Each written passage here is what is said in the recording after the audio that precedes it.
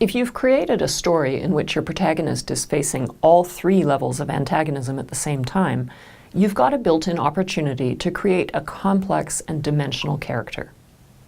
Now, you'll want to ensure that how your character reacts to each of the three levels of antagonism, that's internal, interpersonal, and societal, is slightly different. After all, no meaningful problem is so simple that it only affects us in one way.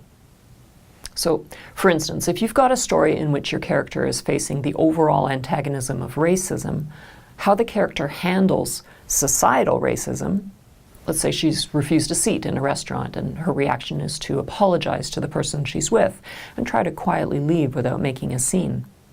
Well, that might be entirely different from how she handles interpersonal racism. Let's say she finds out her boyfriend doesn't want to introduce her to his parents. Perhaps here she's enraged and openly fights with him. And that might be different still from how she handles internal antagonism, her own self-loathing or disgust for her culture. Maybe she throws out the altar her mother gave her or decides to use a skin lightening cream. The different reactions show us different facets of the character.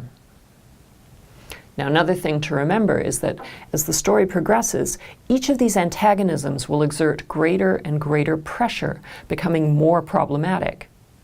And, in turn, our characters' reactions to them will become deeper and more profound. Perhaps that mild self-loathing escalates into deep depression, or that argument with her boyfriend, chapters later, is a violent physical altercation with a coworker who uses a racial slur. Your character's relationship to their antagonisms shouldn't remain static, but rather should increase in depth, complexity, and severity as your novel progresses.